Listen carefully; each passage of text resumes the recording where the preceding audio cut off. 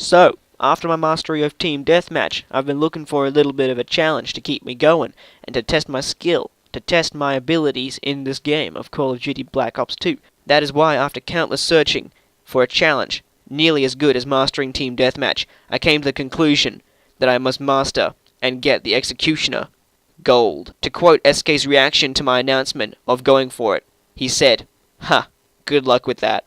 What's up, everybody? It's Hawkie here, or Kiv, and in this video I thought I would talk to you all about getting the Executioner Gold, which I happen to have done, and I feel as if this gun has just become the ultimate pimp gun for Call of Duty. Like, pimps would use this gun if they ever played Call of Duty. It is so insanely cool when it's gold, because there's still bits with silver on it, and it looks absolutely awesome. That's why in this video I thought I would talk to you all about some top tips to get your hands on the ultimate pimp gun.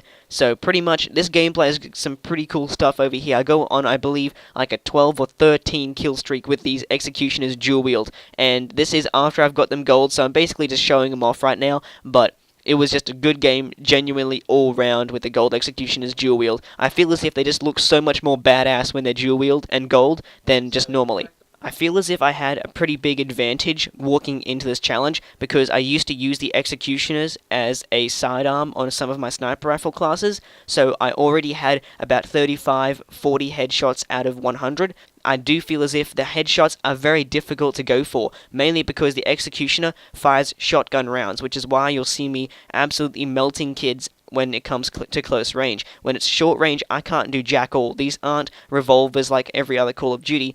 These are shotgun round revolvers, so you have to be super close to them to have any form of results, and aiming for the head isn't going to go too well because it fires a spread bullet like a shotgun would, which is why you're not going to get too good of a result if you aim for the head, which is why I advise you to aim slightly above the head if you can. If not, try and just spray the crap out of them, and hopefully the recoil will bring the gun up for you, so that way you don't have to worry about aiming for the head. Spray it, and then hopefully you can rack up your headshots. I found that I was usually getting about 4 or so headshots a game, maybe a little bit less depending on the map, but one very important thing to know with this gun is that when you use it, you have to be extremely close to them. If they are running away from you, you're going to get a massive damage drop-off. So when you're leveling this gun up, I highly recommend long barrel for starters, and you don't want to get caught off by the reload, because you have to put in each round individually if you have it by itself. The dual wield function, if you don't know, when you equip dual wield, you can't have any other attachments. So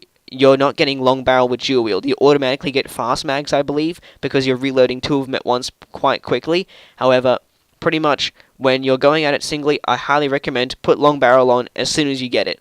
If you're just going to go for it straight up, definitely use secondary gunfighter. That way you can get 2 attachments. Focus on the Executioner only. You don't want to have a different gun, so that way you aren't using it too much. I would highly recommend that you flank the shit out of every person on the enemy team.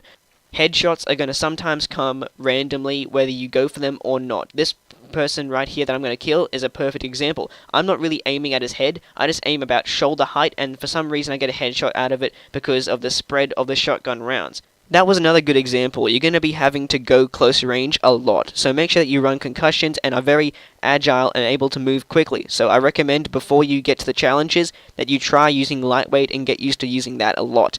Attachments are going to be recommended, definitely long barrel, fast mags as well, that way you don't get stuck doing the 1 round reload at a time. Is very important, and I feel as if it can help you a lot. You're going to be burning through ammunition like crazy and using your stun grenades and C4 a lot if you happen to put it on. I don't particularly use C4 that much, but I basically just put it on because I didn't have any other thing to put on the class. Honestly, I have 2 tacticals on, I've got secondary gunfighter as well. I can't have a primary. Sometimes I put the assault shield on when playing domination, so that way I can still get some points, capping an objective and just defending myself from the enemies while capping the objective. As I was saying, to stop burning through ammunition so quickly and just, sitting there like a potato without any ammo in your Executioner, because it's probably going to take about 5 rounds with just 1 Executioner. With 2 Executioners, depending on the range, you can probably put about 2 or 3 shots in, but unless you're basically super close to them, it's going to take quite a few rounds to kill them. So that's why you're going to be burning through ammo, so Scavenger is definitely going to be your second best friend as a perk.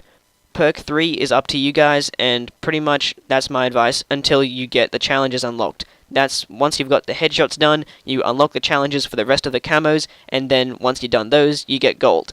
Pretty much, here's it put simply. I'm going to assume that you guys know 150, no attachments, no perks, but my recommendation is that you take your attachments off, keep your perks on for a little bit longer, for about 2 games. That way you have something to come back to, because once you're finished with the no attachments, that way you can put those back on to finish the no perks bit as well, which gives you a bit more momentum and makes you feel as if the gun is getting a lot easier because you'll have your attachments back as well. Although it's another 2 games of grinding without perks, which are going to be brutal. There's no flak jacket to make you more resistant to explosives. There's no lightweight to make you move faster. You're going to be hit by tacticals a lot in some cases, and there's no scavenger, so you can't go on long streaks, which makes bloodthirsties pretty difficult unless you're either camping or you have a couple of, deaths around the map, which allows you to pick up some ammunition, hopefully. Like I said before, flanking best friend is going to hopefully give you guys a couple of double kills, and that'll slowly rack up the 150 kills, no perks, no attachments. Now, the double kills and bloodthirsties I found to be the most difficult. Revenges you can just get over time by playing team deathmatch, and hopefully just, it's going to come by eventually just grinding out the game. But like I said, double kills are surprisingly difficult. Unless the enemies are having a no-homo hug, then you're probably not going to get too common of a double kill. But you'd be surprised how quickly you can get them by using fast mags on your gun. That is why I seriously recommend it, because you can spray down one person maybe if they're super close range, and then you got about 3 or 4 seconds to get down another guy, and that'll count as a double kill. So don't try and spray the crap out of 2 people. Try and maybe go for it slower, one at a time, and make them quick in succession. That's going to hopefully give you guys your double kills. So that leaves us with just the bloodthirsties. You have 2 options, people, and we gotta face the facts. It's either campy, or you can get your attachments and perks back, hopefully, and then go on a nice big streak. There are going to be tough times. There are going to be times where your enemies are concussioning you. They are C4ing you. They are doing everything to be a complete asshole to you with your executioner. But I trust me on this one. This gun is satisfying when you get everything to work. There's going to be some games where you don't get the range, but there's going to be some games that you do, where you get enemies that don't C4 you or tactical, concussion you, and everything's going to come together, and you're just going to have an awesome game like I did this time around. I believe I went on like a nice merciless streak or something. Had a couple of, lucky kills and stuff on shotgun people, and just basically staying mobile and stuff like that. So remember everyone, when it comes to tough times, flanking routes, and also coming up behind the enemy, using the map layout to your advantage, because honestly, close range is your best friend. Like I did on this map, Overflow, focus on the close range maps, like the sniper spot near the B, above the B flag, and also this little room on the left hand side to it. I'm not sure what to call it, but it's the one where the bank vault is open. So those 2 rooms are close range quarters on Overflow where people happen to go through. I found it easier to go into a game and think about the close range areas of the map, and then just basically stay in that area or go around that area. So those are my top tips to getting the Executioner Gold. I hope you've all enjoyed this video, and make sure that you leave a like, comment, favorite, and or subscription.